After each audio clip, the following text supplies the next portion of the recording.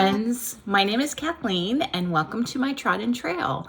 Today is April the 23rd and it is a Tuesday. It's a beautiful Tuesday here in Omaha, outside of Omaha, Nebraska, but it is extremely windy, and so I was really thinking maybe I could film outside or open the window and go film by the window, but it's too windy, and I think the winds are just supposed to pick up kind of all day. We've had a really beautiful spring, except for the wind. It's been awfully windy.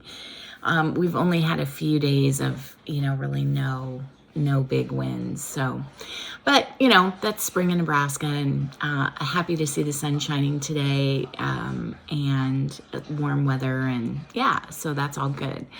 I am surrounded by an array of things, a little bit of cross stitching. Unfortunately, I don't have all that much cross stitching to show you today.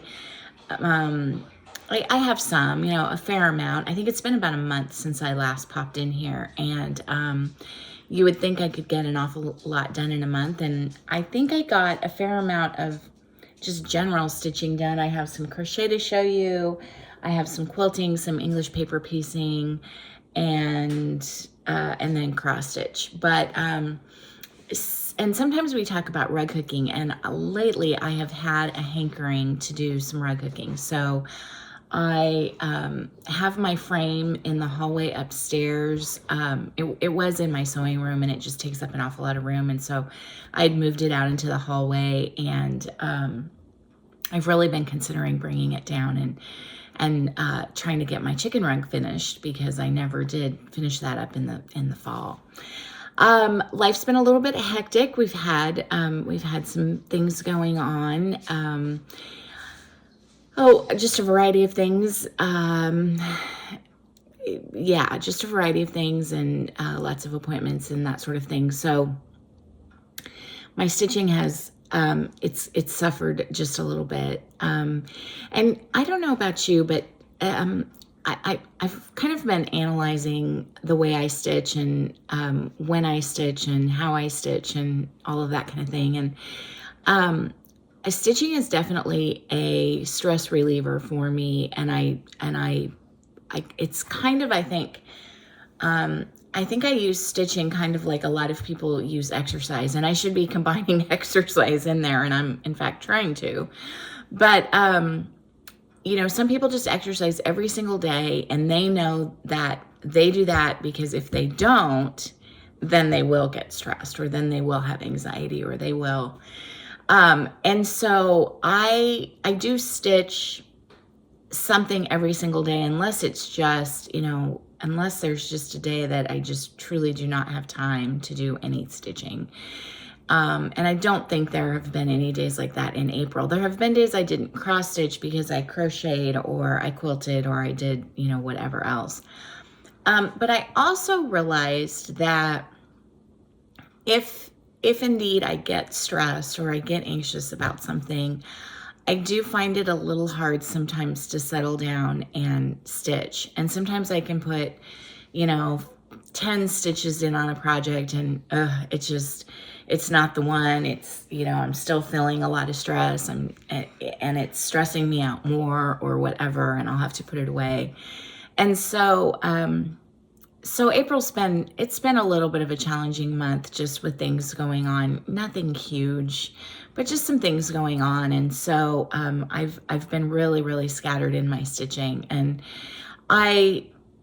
it is what it is, and it's my hobby, and it's fine. I do have a couple of little finishes to show you, very small.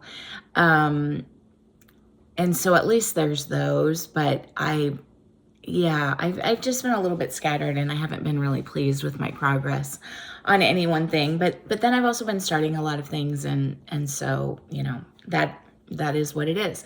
So anyway, let's get started. I have a variety of things to show you.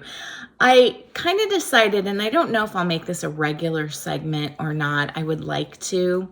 We have chickens, and we moved out to this property outside of Omaha. We're about, we're really about 30 minutes outside of the center of town.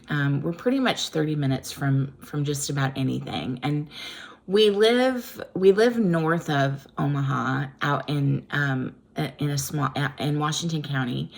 And we have a small property, and we moved out here 3 years ago, and immediately within the year I had chickens.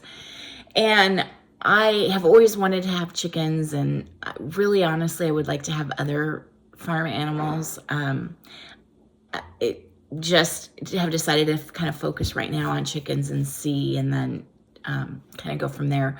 We also love to travel, and one of the things that you find when you have a lot of animals is it makes traveling a little difficult. And so we found a sweet young couple who does house and animal sit for us when we're gone, when they're available. But you know, they're young and they have busy lives as well. And so anyway, no more animals, but I do have chickens, and they're really kind of a big part of my day to day. I spend a fair amount of time with the chickens, and I spend a fair amount of time doing chicken chores, or doing whatever needs to be done on a daily basis to take care of the chickens. So I know that I have more of the chicken as pets philosophy than a lot of people. And if you grew up on a farm and had chickens on your farm, it was probably a little different, and it was probably a little different mindset in caring for those chickens. And it's all, nothing is right or wrong or whatever. It's all, it's all good. It's all fine. But I am fairly attached to my chickens, as you know, if you've been here for a while. And my kids say that I can turn any conversation into a conversation about chickens. I can bring any conversation back to something related to chickens. And I've kind of realized that's true. My youngest daughter came up from Kansas City on Friday and spent the day with me, and we went to the Omaha Henry Dorley Zoo. Which is a lovely zoo. I think I've talked about it before. And almost every animal that we came across, I'd be like, oh, well, you know what chickens do related to that animal? Or, oh, that kind of reminds me of the chickens. And by about halfway through the zoo, she was just shaking her head and, like, I don't really want to hear any more about your chickens. So anyway, I thought I would show you, I thought I would kind of maybe try to incorporate a little bit of a chicken segment into my last two videos, just to chat about the chickens, and just as a way to kind of maybe do a little bit of chicken education. I noticed that I have friends who are fascinated by the chickens and really interested in the chickens and want to see the chickens and hang out with the chickens. And then I have friends who, not so much. I have one friend in particular who is not a bird fan. And so, she likes birds from afar and thinks they're pretty and everything, but, not really into the chickens, as far as up close and personal. And I find that really interesting, because I think they're, I just think they're fascinating and so interesting and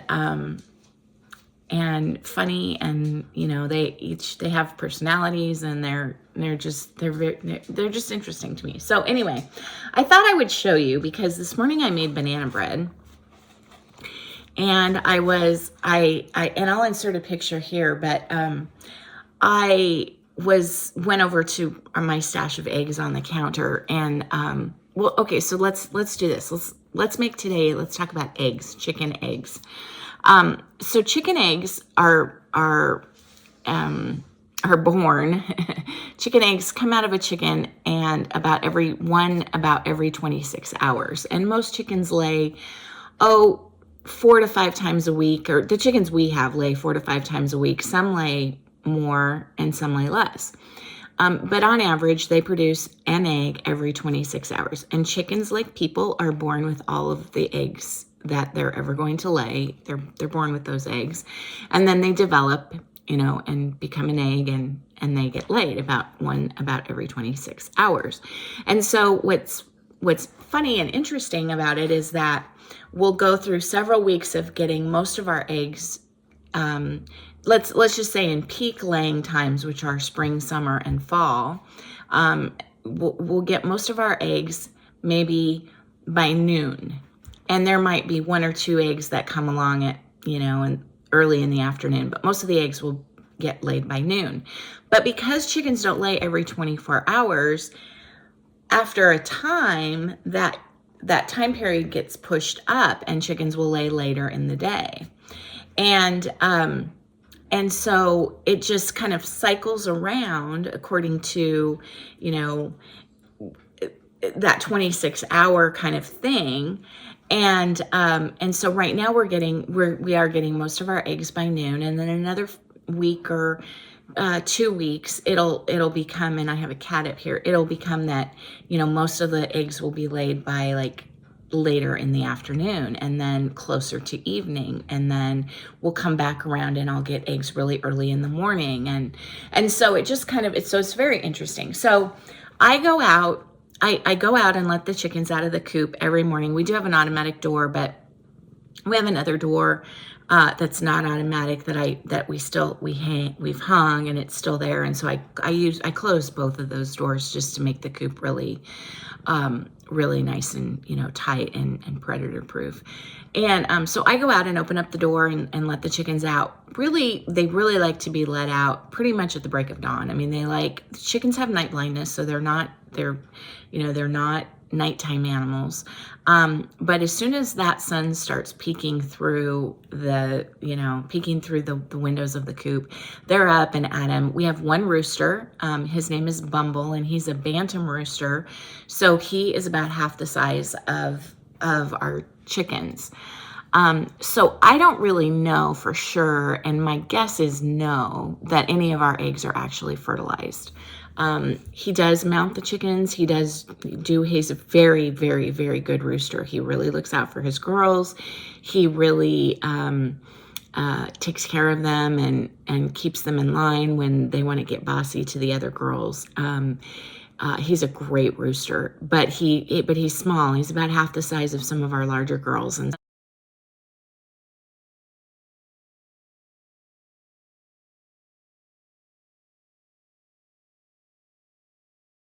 so he doesn't, I don't think he's really capable of fertilizing the eggs, but I could be wrong about that. So anyway, and whether an egg is perfectly fine to eat, and there's nothing different about it if it is fertilized. There's absolutely no way to tell. There's nothing different. It's perfectly fine. Now, of course, the eggs that you buy in the grocery stores, those eggs aren't around roosters. Those chickens that are laying those eggs don't have a rooster, so those eggs, of course, are not fertilized. But if any of our eggs are fertilized, it's perfectly fine. Okay, so chicken lays an egg, and then it comes out with what is called a bloom on it, and the bloom is an invisible covering that protects the egg, the inside of the egg, from getting bacteria inside of it. And so it is, you can't see it, but it's there. And an egg with a bloom can stay on the counter in the house, not refrigerated, for 3 weeks-ish. Our eggs never hang around that long. When you get an egg from a grocery store, it's probably about 45 days old by the time it gets laid, it gets gathered, taken to the, shipped to wherever it needs to go, blah, blah, blah. Now, those eggs don't have the bloom on them, and so that's why they need to be refrigerated. An egg with a bloom on it can remain in the refrigerator for about 6 weeks. And then you rinse them off, and you're rinsing them off because the bloom is protecting anything from getting into the egg, but that doesn't mean that there's not any bacteria or yucky stuff on the shell. Generally, eggs come out really, really clean.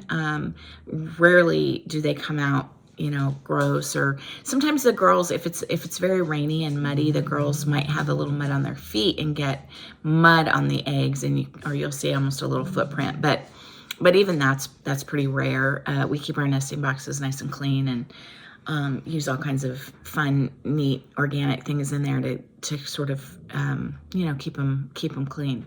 So anyway, a chicken, you know, chickens can lay all different colored eggs. And of course, in the grocery store, you get white eggs. I think at Costco, you can get kind of a brown egg. They're more of an organic egg. But we have several different breeds of chickens. Let me see if I can tell you. We have Orpingtons are our main chickens that we have. We have lavender Orpingtons. We have Jubilee Orpingtons. We have one buff Orpington.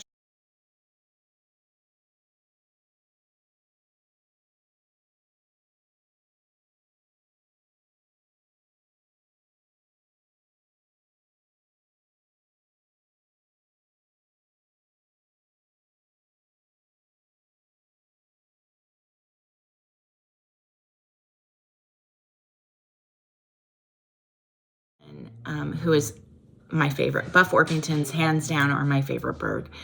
So lavender, Jubilee, and buff Orpingtons. We have Easter eggers, and we have 2 of those. We have 3 barred Plymouth Rock chickens.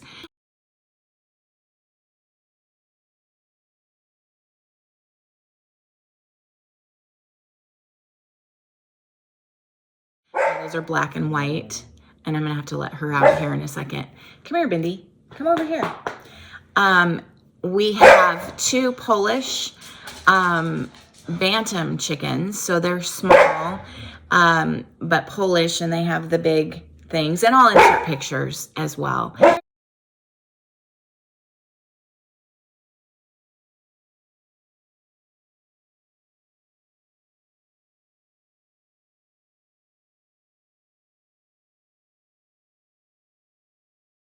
And I'm trying to think. I think is that everybody? Oh, and then we have 2 chickens that are not, I'm not really sure what they are. I think they might be some version of a mix of maybe an Araucana and an Americana, or maybe they are just Americanas. I'm not sure.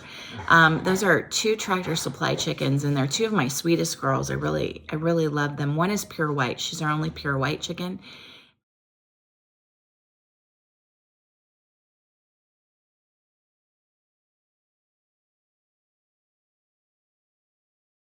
And the other is kind of a dirty white with a little bit of cream on her. And she has 2 eyes, but she's completely blind in one eye. And but she's a lot of fun, and she's, you know, she's very feisty. But chickens lay different colored eggs, lots of different colors. And we get about 6 different colors from our chickens. Now we have, but a chicken will only lay 1 color of egg. So any one chicken will only lay 1 color.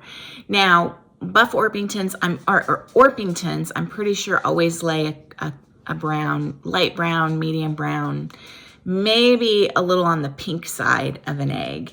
And I'm pretty sure that's true of all Orpingtons. At least it's true of all the ones we have. And so I have, you know, we have a lot of brown eggs. We have a lot of Orpingtons, and our barred Plymouth Rock also lay a brown egg. But they're kind of different shades of brown, and I'll show you here in a second. And so I'm never sure who laid which brown egg, but I'm pretty sure on most of our other eggs. So our Easter eggers, now Easter eggers can lay a blue egg, a green egg, an olive egg. I believe they can lay a brown egg and a pink egg. I think that's true. Pink is really kind of brown. But whatever one chicken lays, it'll only lay that color. So it can't lay a variety of different colors. So we have 2 Easter eggers, and they both lay a greenish blue egg, but they are very different colors. And of course, I don't know which one lays which one. Our Easter eggers' names are Olive and Marigold. And so one of them lays this egg, and I'm going to need to put these up against something white. I wonder if this, well, I'm going to just kind of use my sweatshirt. So one of them lays this egg, and this is a nice, I would say it's a more olivey green egg.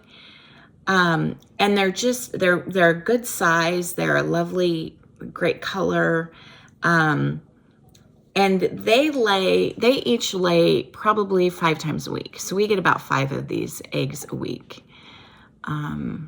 Yeah, really cute. And then the other one lays more of a blue egg, and you can really see, especially against my pale skin, you can really see that. So this is more of a blue tone, but there is some green in it. And so those come from our 2 Easter eggers, and those are really my favorite. They're so pretty, and there's no difference in taste, and no difference. Now I say no difference on the inside. We give our girls a lot of different things to enhance both the color and the flavor of their yolks. And so some of the girls lay an egg that is, but then they're picky. Chickens can be kind of picky about what they like to eat. And one of the big things that we give them is marigold petals. And in the summer, I grow marigolds for them, and they just eat them. Marigolds are a superfood for chickens, very, very good for them, and they turn their yolks nice and almost orange. And our yolks are definitely orange, bright yellow to orange, but they are different from bird to bird. But in general, a much brighter color than the ones you find in the store. Our little Bantam Polish girls both lay a white egg, and it's a smaller egg. It's a considerably smaller egg because they're smaller chickens, right? They're Bantams, they're minis. And these are really fun.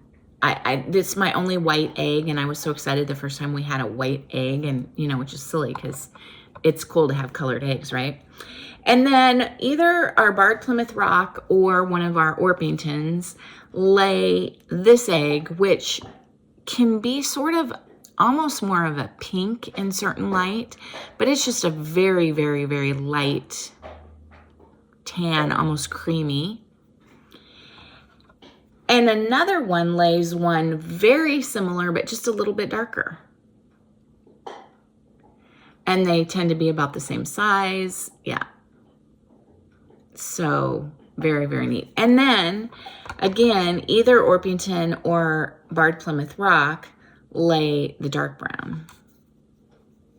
And so you can see the difference in the dark brown version. And these tend to be a little bit bigger. I think these might be the eggs of the Barred Plymouth Rock, because we get quite a few of the darker ones, and I have 3 of those girls. Okay, so that's our that's our egg segment. Everything you didn't really care to know about chickens. And like I said, I think I kind of want to talk about that. Do a little, maybe not quite so long. We're at 21 minutes, maybe not quite so long, but I think I kind of want to do just a little segment every single time on eggs, and yeah, kind of fun. Okay, I want to move on almost to stitching, but not quite. My daughter Maddie went to Seattle, met a friend in Seattle for a little girls' weekend a couple weekends ago, and she brought me back this. I need to get a frame for it. And this is a painting by a Seattle artist, and Maddie got to meet the artist, and she signed the back of the painting. Her name is Sarah Clemson Yeager. And Maddie talked to her, and this was I think is or was her backyard at one time, and she had tons of chickens and a lot of cats and an apple tree, obviously. And Maddie just knew that I would love this, and I think it's so pretty and so cool. And so I need to get a frame, and it came, with the mat and everything. And yeah, I just absolutely love it. I have it up on an easel in the family room, and I just adore it. So I thought that was really neat that she brought me that back. Okay, I don't know if we should go on to, let's do whips. And I forgot to bring I'll just do this in a flash for you, but I'm gonna go get my book of days. Okay, I wanted to get this, I have to fill in the last several days. I haven't been filling it in. I wanted to get this because I wanted to tell you what start I'm up to. I am up to start number 39 for the year.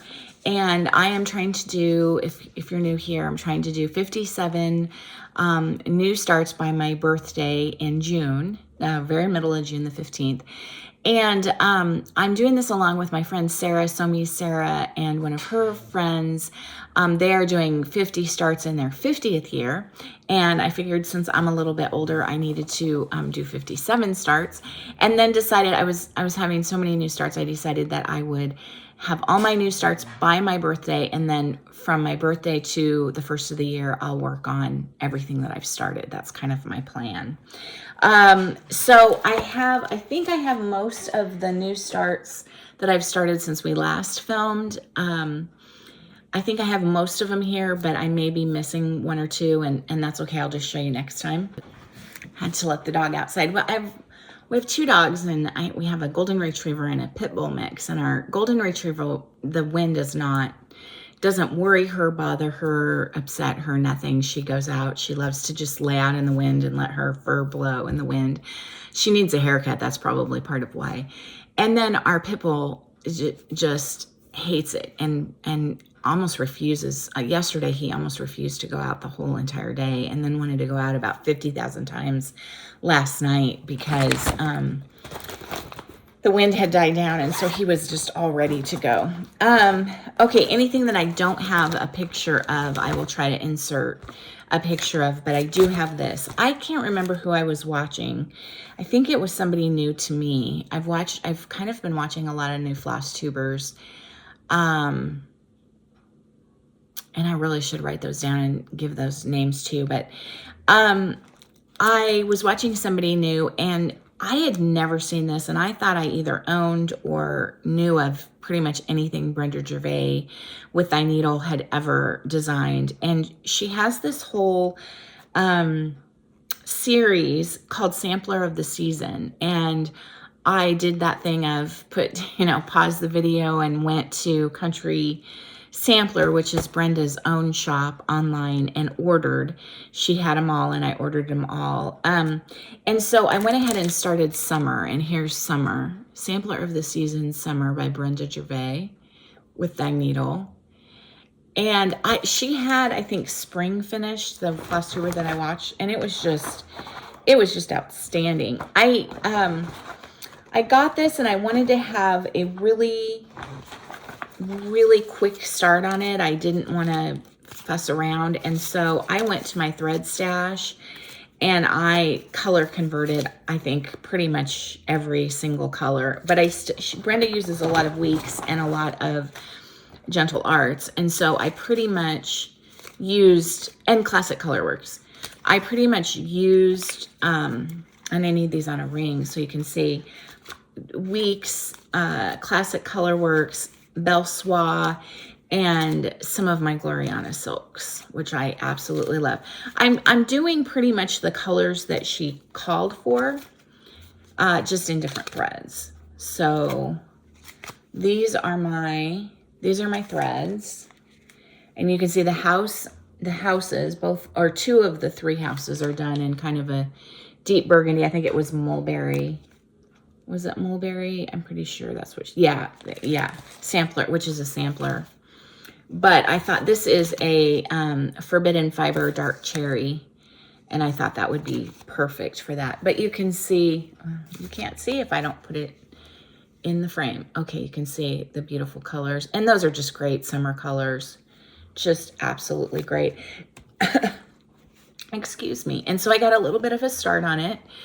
I started in the middle and just have this tree. Let's see. I must not have started in the middle. I must have, how did I start with that tree? Hopefully that's not the middle of my fabric, because that's definitely not the middle of, interesting. Let me look at that again. Oh yeah, it's over. I counted over, that's right. I counted over because I wanted to do this. I thought the nest with the birds in it was so cute, and the way that tree was done, and the little people. So anyway, this is a really, really cute sampler, and I would love, it's not going to happen, but I would love to have this done and up for this summer. I thought about starting the spring one, and I thought I would get frustrated with the spring one because spring is almost over. Well, it's not, but you know. And then I thought I probably should have started with the fall one because that, yeah. Okay, what's in here? All right, I was watching, where are my finishes? I was watching Priscilla and Chelsea, and Priscilla made a comment. I don't remember if they showed a seed packet. She has this series of seed packets that she designed, I think, last year, and maybe she has some new ones out this year. And she had talked about that she still wanted to get an old watering can and stitch all the seed packets and somehow stick them in the watering can. And I just immediately had this vision in my mind. I have 2 of them finished, and I brought them over here. I have tomato seeds and strawberry seeds finished. And I just have these out every year. I filled them with crushed walnut shells, so it kind of sounds like seeds. And I put this fabric on the back. But when Priscilla made that comment, I immediately thought I could stitch just by hand a little piece of wool here and do, you know, popsicle sticks or paint sticks, or I have to go on to Amazon and see what's available, or even at Walmart. But stick a stick here and then just stick those down inside a watering can. And I thought, oh, I have to do that. That's so cute. Because I have these lying around and they're cute, but just imagine them, you know, in a big watering can. And then I was cleaning out our utility closet, which is over here to my left. It's off the kitchen, and it has storage in it, shelving, lots of shelving. And I came upon an old, I'm going to forget what that's called, the white enamel, an old enamel pan, I guess, pan, round with handles on the side, maybe about that thick. It's enamel and it has red paint around the top. It's really cute and it's antique. I bought it in an antique store several years ago. And I thought, ooh, I could put that mossy stuff in there and set these in there. That would be really neat too. So I went to Etsy, to Stitching with the Housewives on Etsy, and I ordered 8 more of the seed packets. There were, I think, only 2 that I didn't care for, that I didn't order, but I ordered 8 of them, and I have 2 finished. So I have pansies, which I finished last night, and I have zinnias, which I finished over the weekend. And I'm not using the called for, just using what I have out of my stash. And I thought those turned out really, really cute. So now that I'll have 4 done, and if I can get these stitched up and FFO'd, then I can actually probably get my little pan started and just add to it, you know, as I go. And I thought that would be fun. So that's what's in here, more of that black Ada. And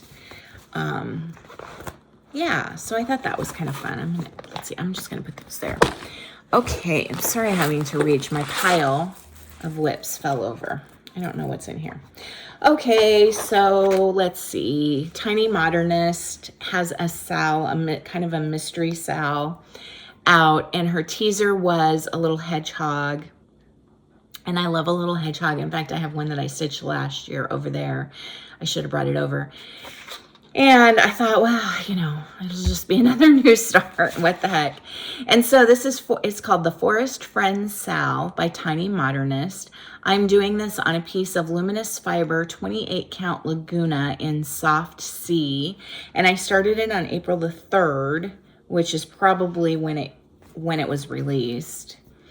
And here is my progress so far. It has this really intricate circle. That is not going to work, is it?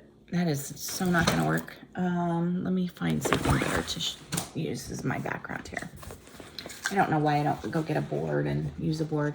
Okay, so here is the beginnings of it. It has mushrooms, which I love. And here's the hedgehog. The hedgehog was released number 2. And so it has these really intricate round scrolly borders. And then mushrooms in the middle, and it's a you know, like, I think it's going to be like 4 parts. So this is, so the borders and the mushrooms were part 1. And then this, or yeah, part 1. And then this circle is part 2. And then I'm sure it's going to be 3, 4, 5. And so that's the beginning of that. And this is a fun, I really like Tiny Modernist. I love her charts, are really easy to follow. And I am using all of the called for in that. With this mystery cell, it's really hard not to use all of the called for. Okay, these aren't in any particular order. Okay, did I write down the designer? I did. Okay. I was watching FlossTube one day, and I happened to come upon a new to me FlossTuber. Her name is Georgia Girl Stitching, and I think she's only been doing FlossTube for about a year. And great stuff, you know, stitches great stuff. Well, she has started designing.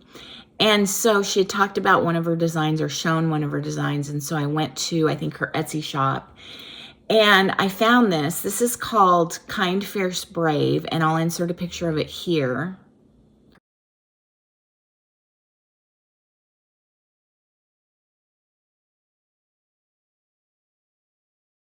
That's what it's going to look like finished. And I decided to start this as a gift for someone who I don't think really watches my video, but just in case. And I went ahead, did I dye this fabric? Yes, I did. I'm pretty sure this is a piece of Cedar River 32 count linen. And I dyed it using pink Rit dye just to give it, I wanted it just to be light pink. And none of the called for, just what I had on hand. And I'm using a lot of Gloriana for this. And so kind heart, it says kind heart, fierce mind, brave spirit. And I'm just starting down here on the brave. And I think it's really, really pretty.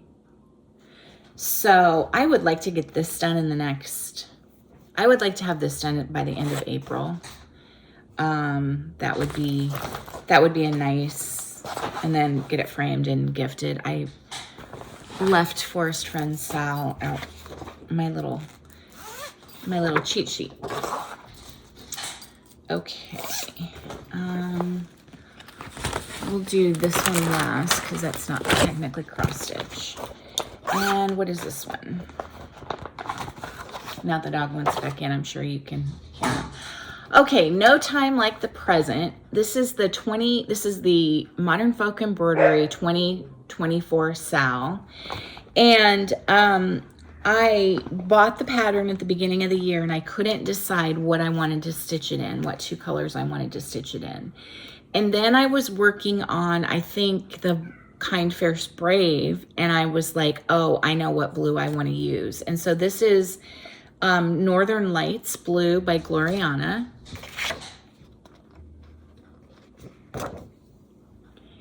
And I am combining it with DMC 598. Sorry, it's really messy. And so those are my 2 blues. And so I went ahead and got a start on it. Stitching this also on 32 count Cedar River. And there's my little start. Oh, that might go, I think it goes like this. And so yeah, that's going to take me 150 years to finish, but I don't really care because I love it, and I love those 2 blues. And then one Wednesday, I need to sit way up because these chairs are low. One Wednesday, I had a hankering to work on a Halloween piece. And so I got out the last 2 things that I worked on at Halloween last year. This is the first time I felt like working on Halloween since before Halloween. And this was a chart that I got when I took my son's girlfriend to Reflections for the first time. And we kitted up several things for her. And then, of course, I had to kit up some things for myself. And so this was a chart that she picked out that she really liked. Her birthday is on Halloween. And so she really likes, sorry for the glare, she really likes, you know, Halloween patterns. And she loved this, but she was afraid it was going to be too complicated for her as her, you know, like 3rd thing that she had ever stitched. And so I got it, and kind of was thinking I might give it to her. I might not. I don't know. I really love it, so I don't know that I will. But and this is stitched. Julie found this fabric, and I thought it was so cool. It's a piece of 32 count linen, and the fabric is called Duxbury, and I don't know who it's by. I don't know who it's by. She didn't write that down there, but it's this really dirty, modelly piece of linen. And at this point, this is just fill in. All I have to do on all three of those kind of main pieces is fill in the green, the dark orange, and the light orange. And then I need to, you know, finish up the little pumpkins here. These are stitched. I just need their base. I need those pumpkins and the spiders. And so I was just doing a lot of fill in, and that was kind of fun. And I definitely want to have this done for this Halloween. And I think I'm going to do Halloween stitching in June. And so that should be doable. And then I also got out, this is Tiny Modernist, the Halloween crystal ball. And it looks like this. It was a mystery. It was a mystery style, but by the time I got on board with it, it was all fully released. And I love this piece. This is a piece that I started over after getting about halfway finished the first time because I hated the fabric. And this fabric is definitely better than the fabric it was on. I mean, this fabric is perfect for this stitch. However, it is a little hard to see. I can't see what you see there. And so that's how much I have done. This is a lot of stitching, but I absolutely love it. And this is an old piece of fabric that I had in my stash. I'll have to go let her in. And it's a piece of even weave, and I love it. It's tiny, and it's very tight. Hold on one second. Okay, next we have, oh yeah. Okay, so I was watching Carolyn Zook at C Zook Stitch, and she was talking about CrossStitcher Magazine and the fact that you can now go online and get all of the back issues. It's actually an app, and you can get all of the back issues of CrossStitcher Magazine, and that they had a series of Peter Rabbit charts, and I love Peter Rabbit, and I've stitched some Peter Rabbit, and friends have stitched for me some Peter Rabbit. And so I did that, and I got the app, and I downloaded the magazines that have Peter Rabbit in them, and I went ahead and got a start. I'll insert a picture here of what it's going to look like.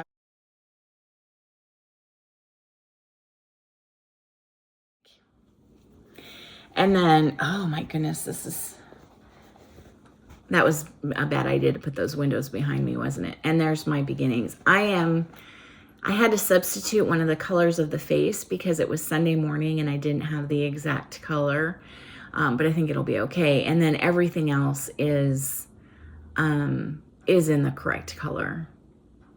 I had it in my stash, and that has a lot of backstitch in it, but it's, you know, it's that kind of backstitch that just makes everything pop and look so good. So it's totally worth doing.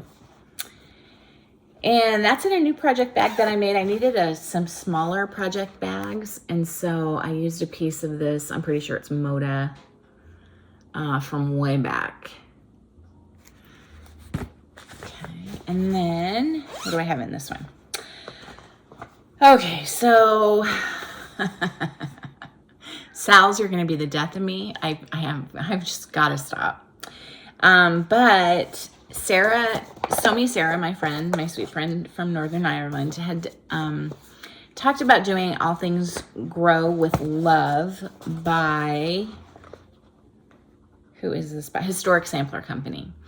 And I wasn't going to do it, and she started it, and I thought it was really beautiful, and she got halfway through, and I thought it was even more beautiful, and then she finished it, and I had to order it. So I ordered it, and I thought, well, it's coming all the way from England. It's going to be here, you know, like in June or whatever. It was here like in 5 days. It was here so fast, which who complains about something coming early? But it came in, it's the whole kit. It came in this great little package. All Things Grow with Love, and here are the threads all ready to go. I like my threads longer than they're supposed to be, so that's why they always look messy. And then the fabric came, everything came, and here is my pathetic little start. But it's going to be beautiful. It really is. And this is one that I should work on when I'm a little bit on the stressed side, because, you know, the threads are sorted, the fabric's easy to see, it's easy to stitch on, the pattern's great. It would be a really, really good thing to stitch on. A couple of years ago, I think it was now, I was a member, 2021. I was a member of Fat Quarter Shop Snapshot, I almost said Snapfish, Snapshot Club, and it was a very interesting club. So every month it came out with a pattern that was usually kind of significant to that month, and it was 12 months, and I think the only one I finished was the Halloween one. I think the only other one I started was the Halloween one. Not because I didn't like them, just because I just didn't. But I always really loved this little guy here. I'm not a patriotic stitcher. I don't know why. But I loved that. And I do like the primitive, sort of older looking patriotic. And so, but what Fat Quarter Shop did is they changed the fabric to this, I want to say large count. I can't think of what it's called, but I'll show you in a second. But it's this wider count. And then they also changed out some of the colors. And I was just kind of going through old stuff, like, you know, old whips. And I thought, oh, I kind of feel like working on this. And so I went ahead and I had it kind of started. I had a few stitches in. And you'll know what this is. I can't think of, not clayster cloth. I can't think of what it's called. But anyway, and then there's my little start. And it's just, you know, really easy. Use 3 threads or 4 threads. I think use 4 threads. It's like 7 count or something. But it gives it a neat, kind of chunky, interesting,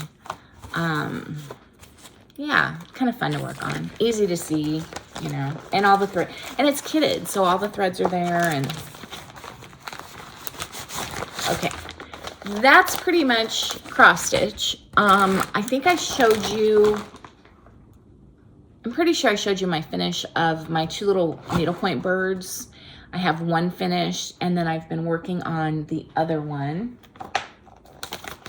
And so I think I hopefully showed you that I picked out this stitch to use in here in between. And then I also did a specialty stitch here on the daisy, and I used, what is that called? It's such a fun thing to stitch with. It's called Fireworks. And it looks like this. You can, oh yeah, see the sparkle? Really, really cute. I think that's gonna look really pretty when everything's stitched up. And so, yeah, I have quite a ways to go still on that, but they do go quite fast and they're quite small. And then I have the other one just kind of hanging up there, and then I'm gonna make them, I'm gonna put a tab in between the 2 of them and make kind of a wall hanging out of it. So I enjoy working on that. I worked on that a lot this morning. That's another thing that I could easily do when I'm stressed is needlepoint, because it's pretty easy and pretty forgiving. Okay, I couldn't remember if I showed you these, and these are going, as soon as I'm done here and while this is uploading, I'm going to go to the post office. I have 2 more project bags that I made for friends, and if I showed these to you, I am so sorry. So for a friend who really loves patriotic, and that's the back and the front, and a little crocheted flower. And then I put some fun, she also really enjoys doing smaller little things, and so I put some charts in there that I thought she would enjoy.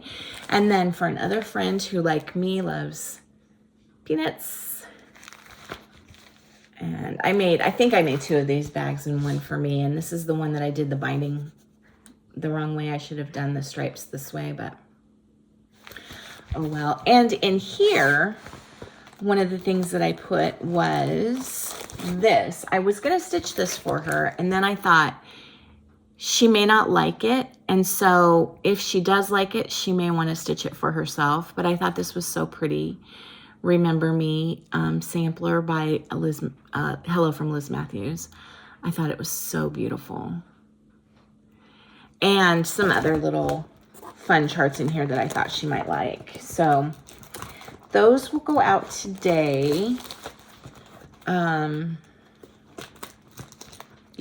I'm gonna run over to the post office and get those in the mail. So I need to keep those separately. Okay, almost done. I finished I think it's called the Helix Afghan, and it was a pattern by, do I want to say Tiny Modernist? I almost feel like it was a pattern by Tiny Modernist. I might be wrong about that. If I'm wrong about that, I'll correct myself and put it down here.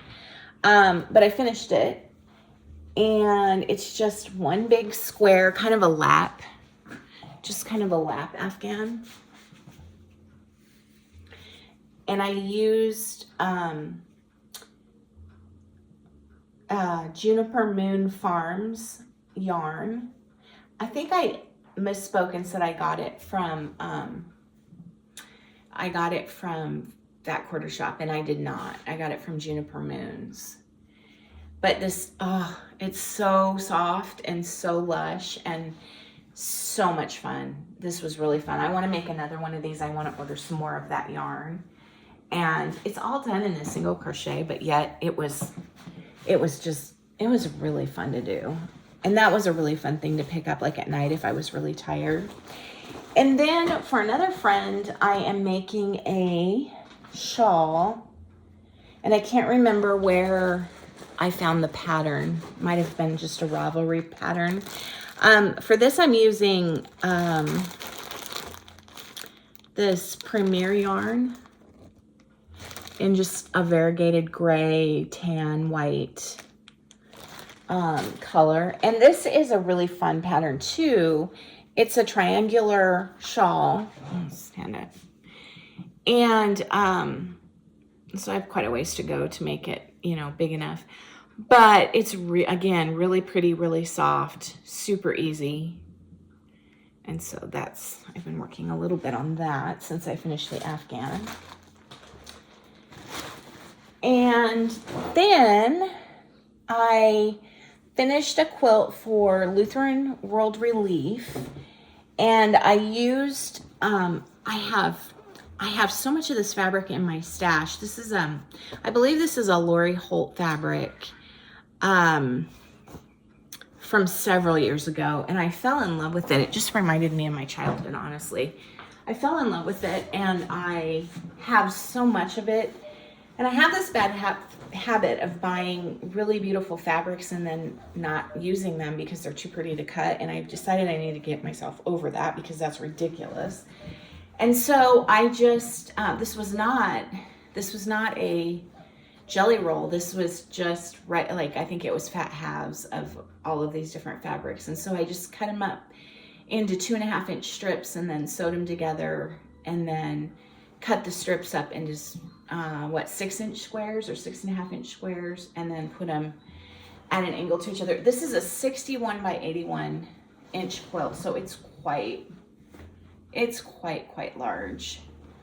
But it turned out, and it'll be tied. It will go to our quilting group, and then our quilting group will work on tying it, and we do that together. And then this is the back.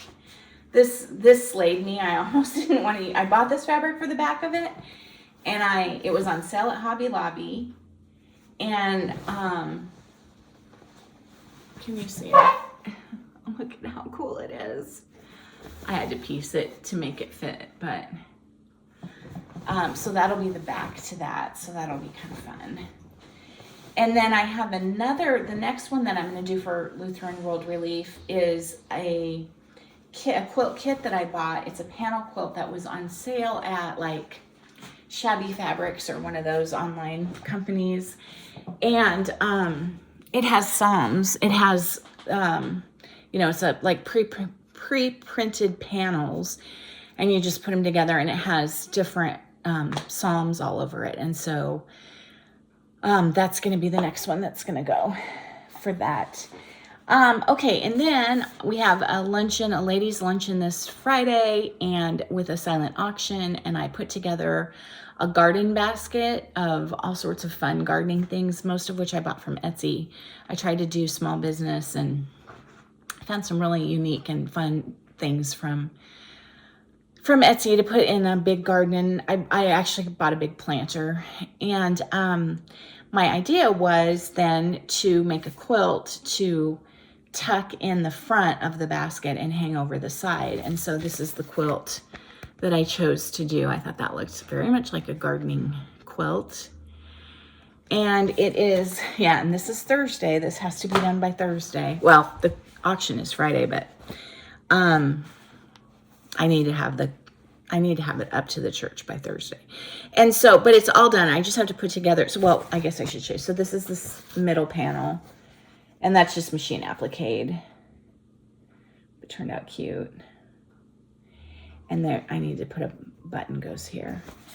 And then these are the blocks. And so there's shamrock blocks that were really fun to make.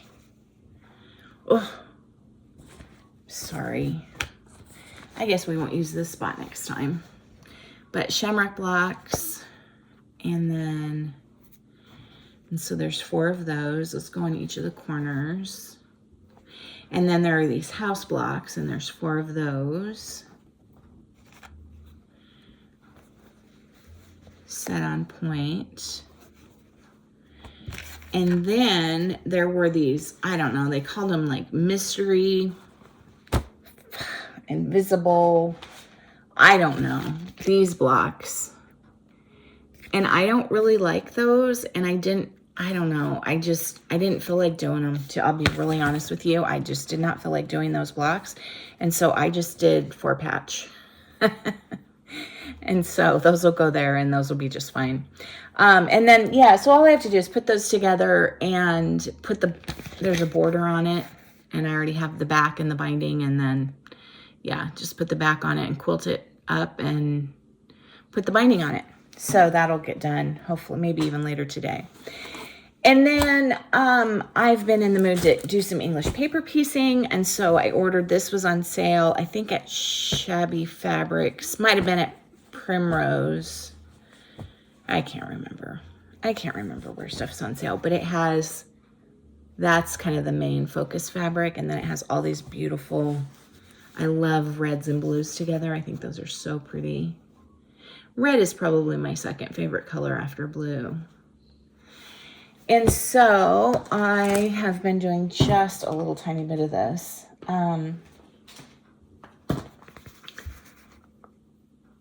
I watched Susan Stanley did a video about how to English paper piece, and I've been doing English paper piecing for 100 years. I was like, I don't have anything to learn about English paper piecing. I learned so much. She has a completely different technique for doing it, and it's really neat. It really works well. So I got not even one completely done, but kind of done, and I just throw my EPP pieces on the floor. And then the last thing I'm going to show you, what are we at? Oh, we're just at an hour. We're doing okay. Is I have bought a few things. So I did really well, not buying. And then, I have a full coverage thing over there that I started too. I'll show that to you next time.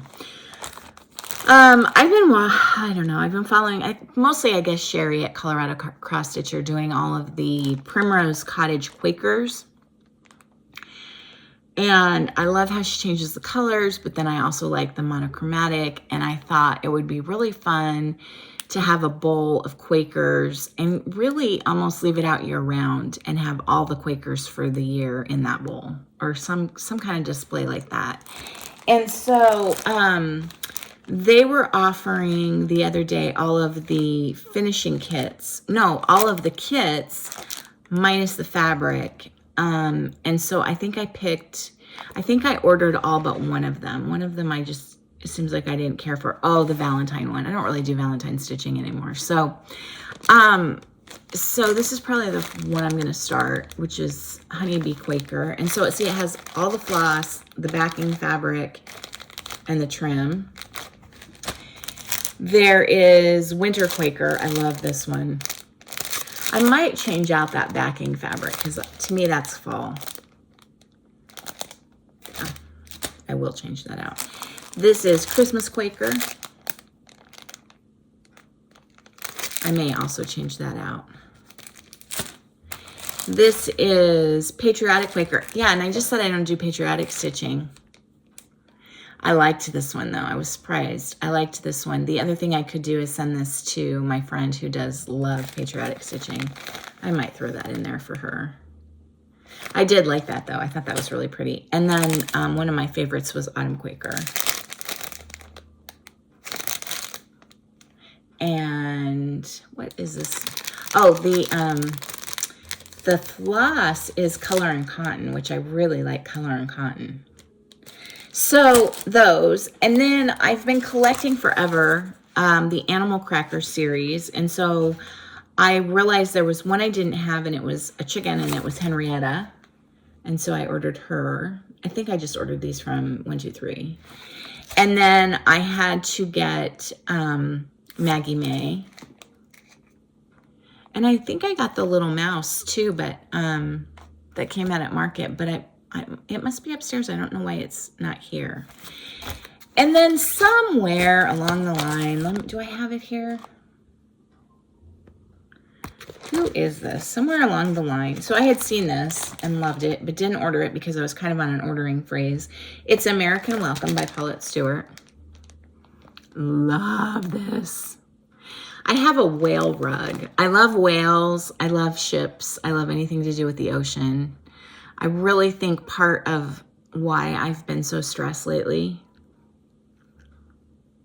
is because I haven't been by the ocean in a long time. I really think I just need to go to the ocean, and that would like solve a lot of problems. I really do. I'm kind of saying that tongue in cheek, but I'm kind of serious about it. Anyway, I have a rug with a whale, just a whale. I have a rug that has just a ship. Really, it's more of a boat on the ocean with some men in it. I love anything to do with, you know, the seaside, ocean, all of that good stuff. But why I had to get this is somebody did a conversion. Let me see if I can figure. Oh, it's Primrose Cottage. Okay, I probably ordered this at the same time that I ordered the Quakers. It's Emily's conversion, and she did a whole conversion into Classic Colorworks for this. I may start that today. I don't know. It's 12 o'clock. I have to go to the post office. I have to run some other errands. I have to edit this video. I don't know. We'll see. I'm sure there's a million more things. Oh, one other thing I did, and maybe I think I took a picture of it, is we had a friend's 80th birthday at our quilting Bible study group. It's two different groups, but it's most of the same people in both groups. So I say quilting / Bible study.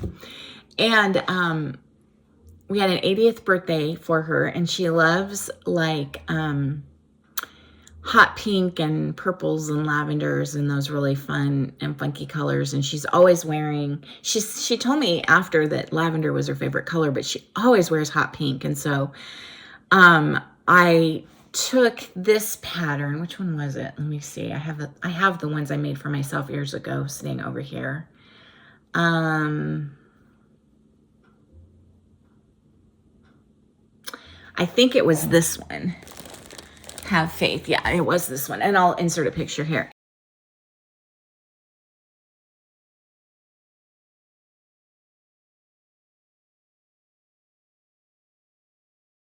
and I did it in hot pink. And for her, and I dyed some fabric hot pink and then did it in hot pink, and it turned out really cute.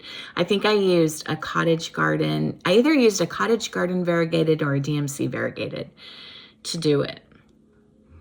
And so I'll insert a picture of that here. I was in charge of making the birthday cake for her. And I have this kind of tried and true sour cream chocolate cake recipe that I make all the time that my kids love. And then I just use, like cream cheese frosting for the top, and it's just kind of no fail. And I got some hot pink icing, the kind of icing that you can write on the cake in the icing. And when I got it home and went to decorate the cake with that icing, I tasted the icing beforehand, and it was so disgusting. I could not put that icing on there. So I just got a fun happy birthday candle and used that instead. But anyway, so that was fun. But so I was charged with making the cake. So I went on the weekend, and our meeting was on Tuesday, and we were going to celebrate her birthday on Tuesday. And so over the weekend, I went and got all the ingredients for the cake, and the stuff to decorate the cake and all of that. And then I decided, I want to make her one of those. And I'm pretty sure those are by Emily Call, those patterns. And I made the set for me. And then I've made a set for 3 of my friends, not the whole set, but one each for 3 of my friends. And then now I've made that one for her. So I've made them several times, and I just love the patterns. They stitch up. But anyway, I think it was Sunday that I was at the grocery store buying for the cake, and I ended up deciding then and there that I was going to stitch that for her. So I came home Sunday afternoon and stitched it Sunday afternoon and Monday, and finished it Tuesday morning, and then took it up there on Tuesday. So it was a quick turnaround, but anyway, she really liked it, so that was fun. Okay, I think that's about it. I don't think I have too much else to talk to you about today. I have a bunch of appointments coming up, and just some other busy stuff that don't really look forward to it. I was able to work outside on Sunday for about 2.5 hours. I don't work outside when it's super windy. It's just, I don't enjoy it. It makes my allergies go crazy. I don't, yuck. And I already have to be outside some anyway with the chickens. So, it's supposed to be windy today and then calm tomorrow. And tomorrow I need to clean the chicken coop top to bottom, because it really needed to be done last month and I didn't do it. So that's what I'm going to do tomorrow. And then hopefully this weekend I'll be able to work outside a little bit more. There's a lot to do. There's an awful lot to do outside. And there's so many things I want to plant this year, and so many things I want to do. So yeah, I've got some work cut out for me, but, I hope you're well. I hope you're staying busy and getting lots of good stitching in, and, finding some time to rest and relax and rejuvenate and enjoy the spring weather and all that good stuff. So take care, and until I see you next time, bye guys.